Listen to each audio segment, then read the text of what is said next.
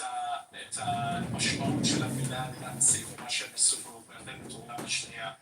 אז ניאו-נאצי זה בסדר, אנטישמי זה בסדר, אבל אני מסכים איתך בקטע הזה של המילה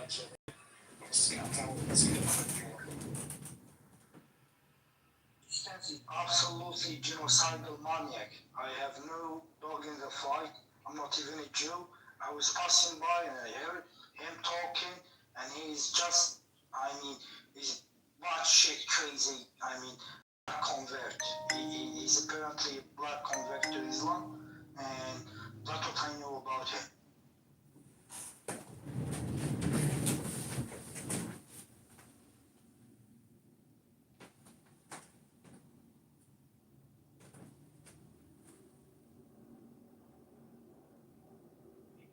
Today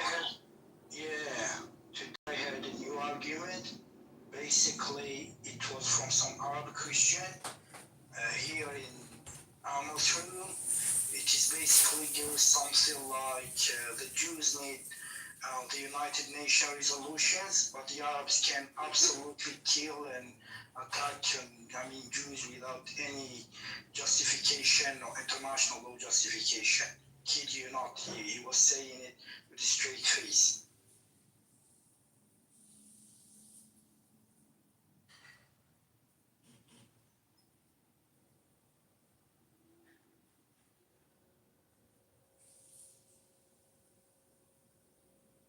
I'm concerned that this current generation, and even the ones who are trying to defend Israel, either way they're not informed.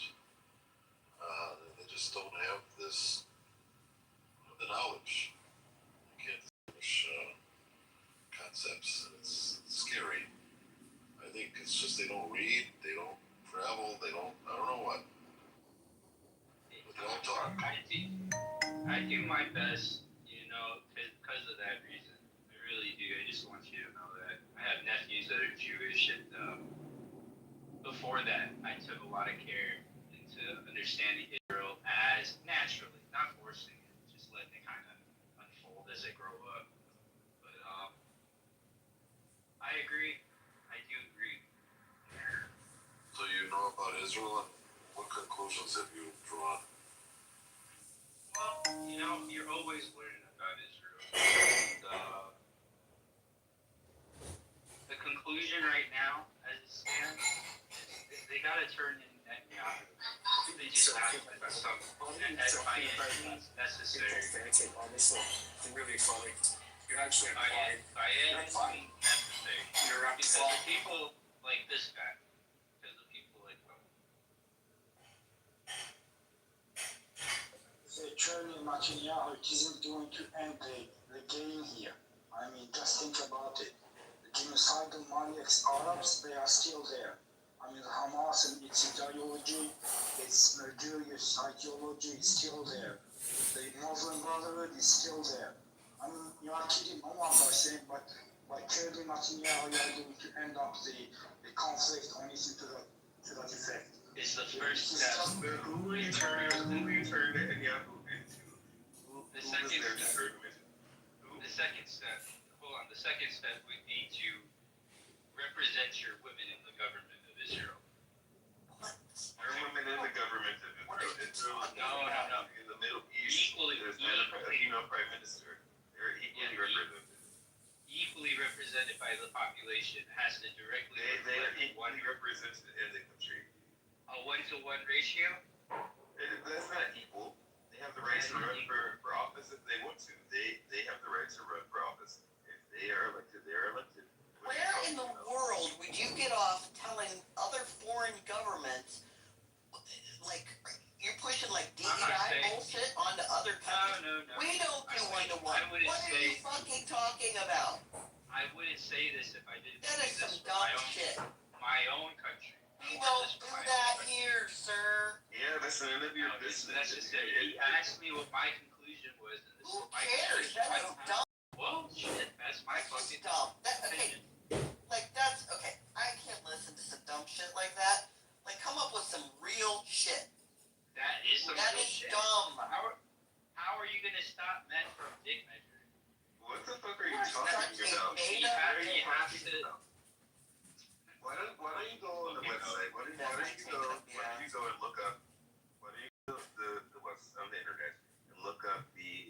Knesset members of the Israeli Knesset, you can count how many women there are. They're approximately like 5% or 7% or 10% or something like that of the Knesset.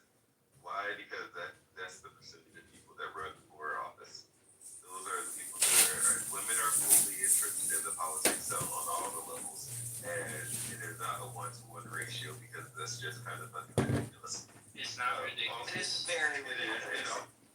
Why would you even ask that of a country and we don't even do it here? Do you ever even like see your own fucking hypocrisy? Do you expect that of us? Do you expect it of Palestine? Don't get it twisted. I'm not saying You that. expect that of the No, Palestinians? I didn't get it twisted. You got it twisted. You expect it of the Palestinians? What are you saying? Yes, I do. I expect this worldwide. How come you expect it We have to worldwide? lead by example. We have to lead by example because the world isn't doing this. And we're in Because the the world isn't Middle going East to do conflict. this. Because democracies don't do that shit. That's why the world isn't going to do it. Democracy, by definition, Democracies don't work that way, sir. You know, it makes me curious. Like, My God, take a sip. Would you believe? Do you think that Israel should turn Netanyahu over to?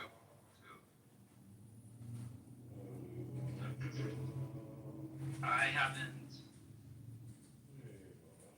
I mean, to the ICC court, right? What jurisdiction do they have?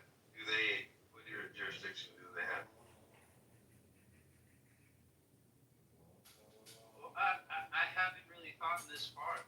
Yeah. So you're just saying jurisdiction. You haven't done. I'm not just saying words. No, I haven't gotten this far. I don't know exactly who to turn him into. I haven't planned for ethnic cleansing like this. Maybe I should have. But I will research that. Yeah, they don't have the jurisdiction to do shit. We can't take. That's why he hasn't been taken in. Yeah, I know. But if Take Israel, it into where? Take it into where? We were at. This comes down to this ultimate irony here about what the real issue is, that we all need to get along, right? I just figured I'd briefly, point that out. Maybe it's a bit cheesy, but we need to have that conversation, Absolutely. Thank you so much for your contribution there, CG. Let's go to Frank. Frank, how are you? Would you like a fresh five, my friend? I would love a fresh 5. It's all yours, baby. Okay, so 2 topics I want to address. One is I'm really excited about the new Paul Thomas Anderson movie. Also, I think it's synchronous, whatever you want to say, that it's also coming out at the same time this month or first part of next month. That a new Thomas Pynchon novel is coming out also, and there's a lot of I think synergy between the narrative that Paul Thomas Anderson does and Thomas Pynchon. So very excited about that. He's one of our real treasures as a writer. But I will also say I had to roll my eyes back into my socket after one of those last rants because the whole idea of the left canceling versus the right canceling is just ridiculous.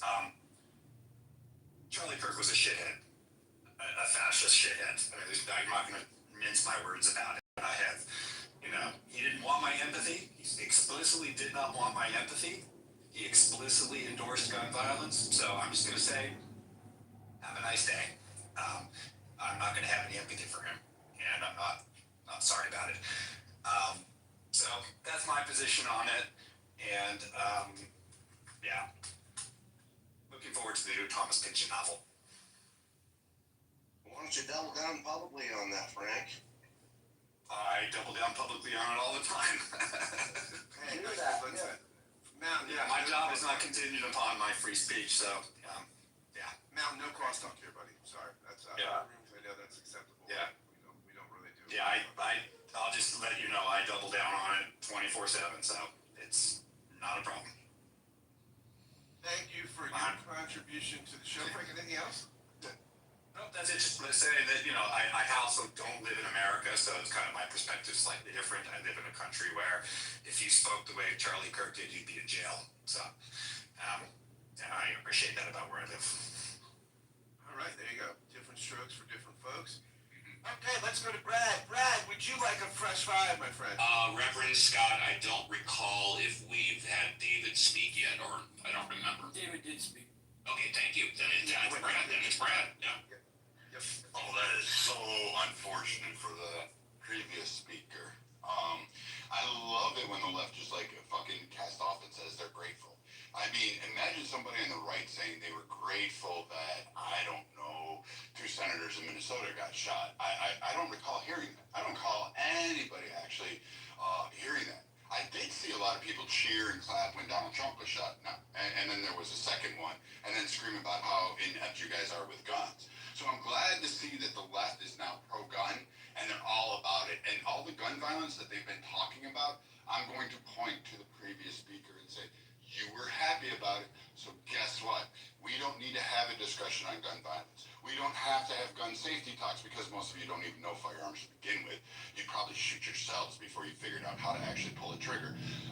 So that, like that pretty much wraps up that stupidity. And I'm glad that a previous speaker does not live in the United States, because I can probably safely assume that whatever waffle welfare nation you live from that exists solely on the benefit of the United States, because you probably can't do very much on your own without us, seems to be pretty much the plight of the world.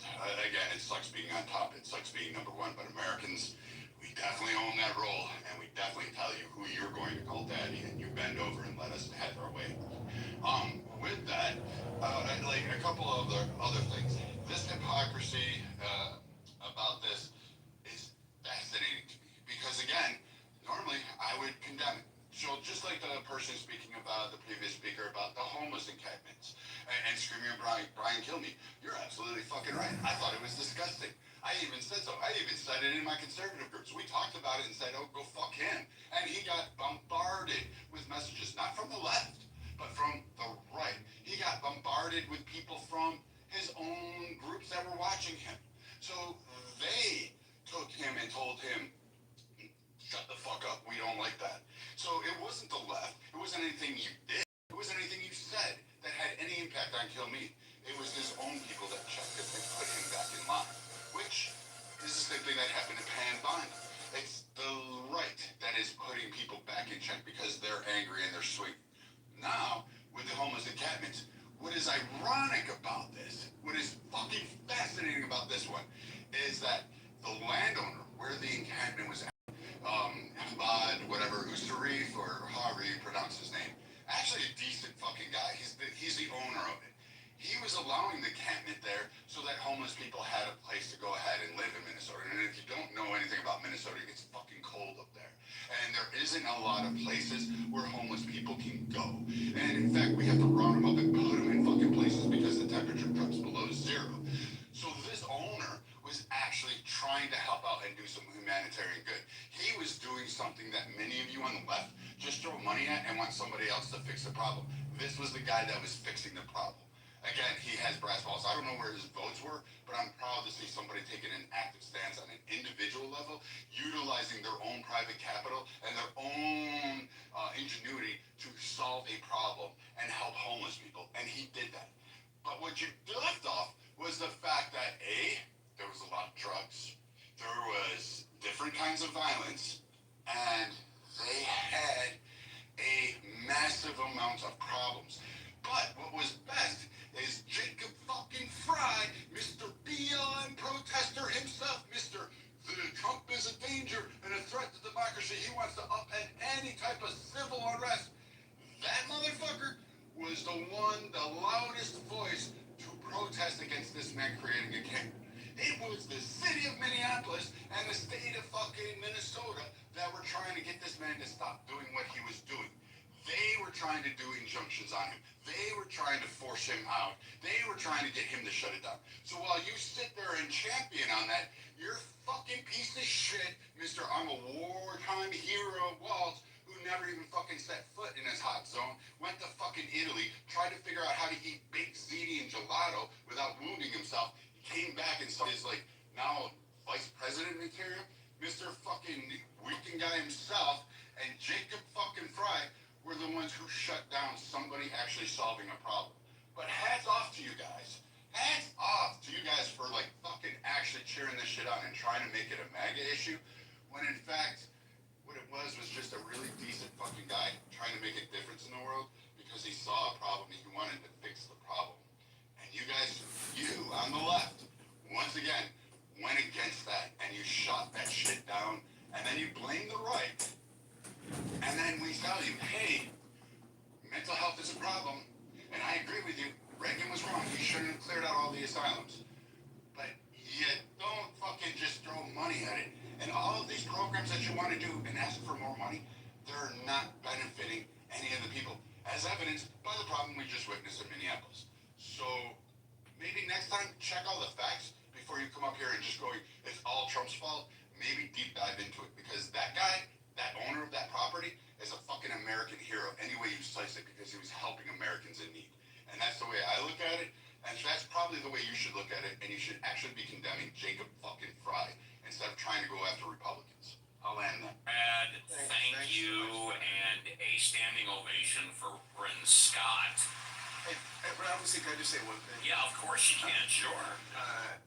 Survey data shows that about the most recent demographic or survey stuff we have, I think this is YouGov stuff.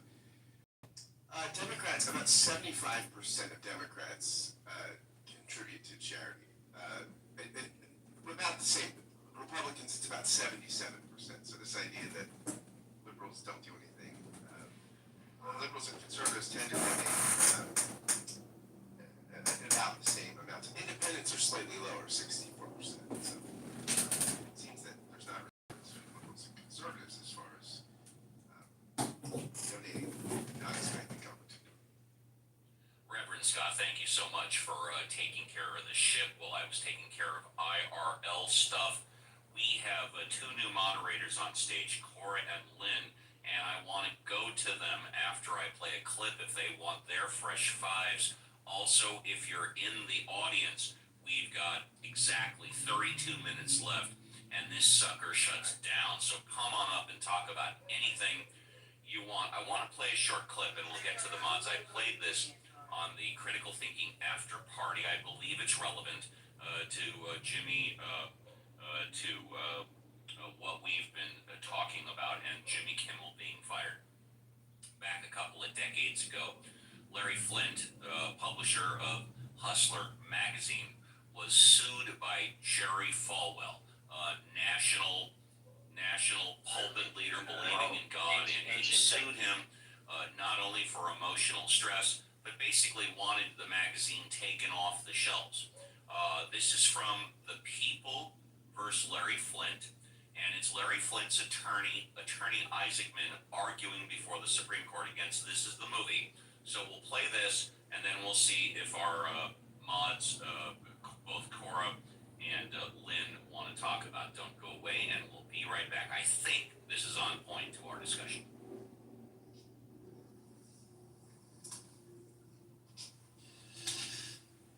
Mr. Chief Justice, and may it please the court. One of the most cherished ideas we hold in this country is that there should be uninhibited public debate and freedom of speech.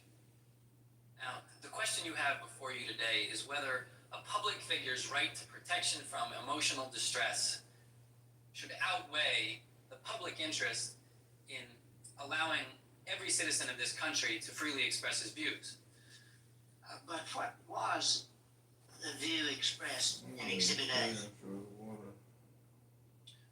Well, to begin with, this is a parody of a known Campari. I understand. Go ahead. Okay.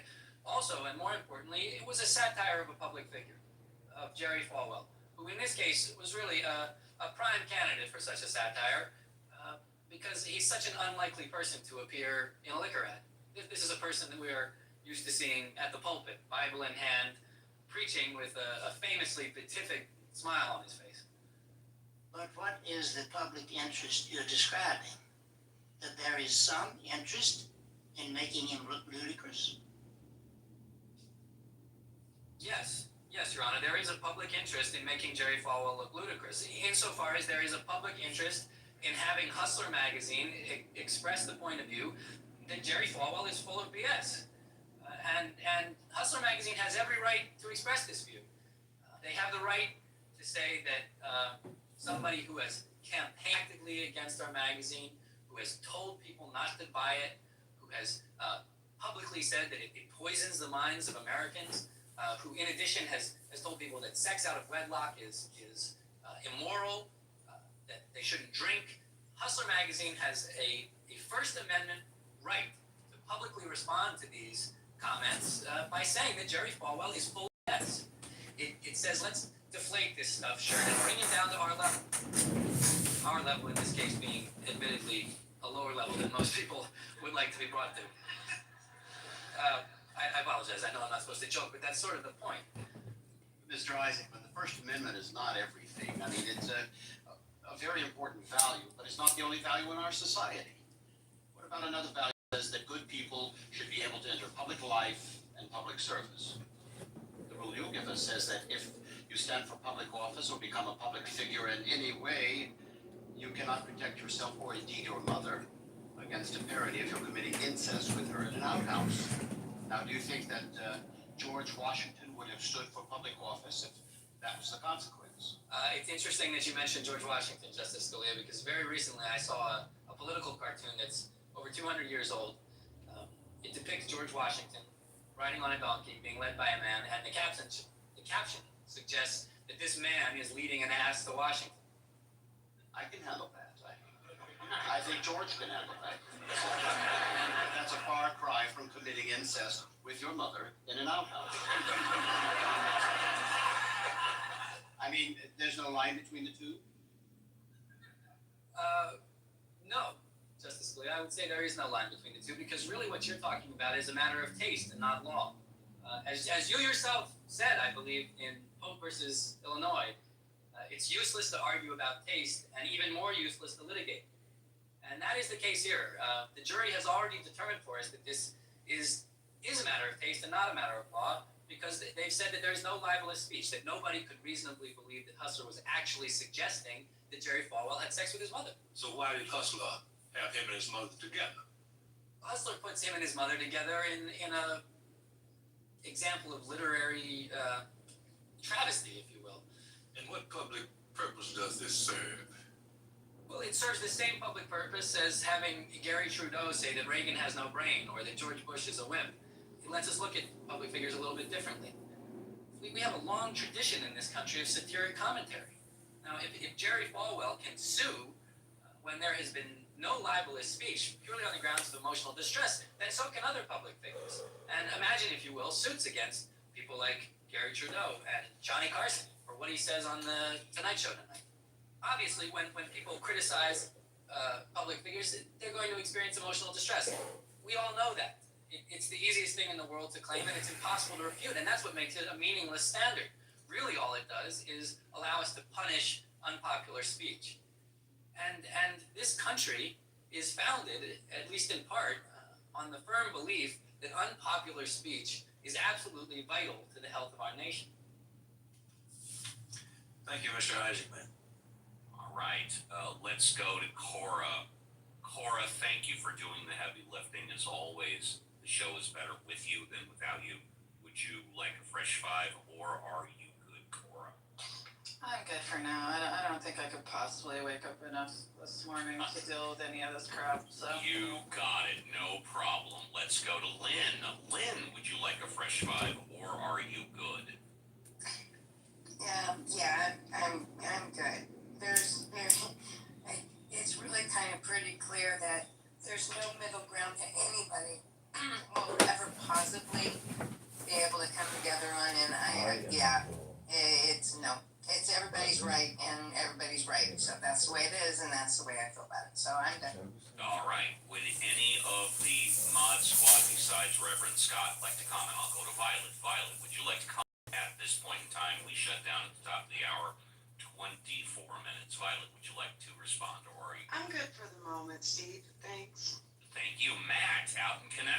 you like to respond, or are you good? Matt is probably away. Let's go to JCC. Would you like to comment, or are you good?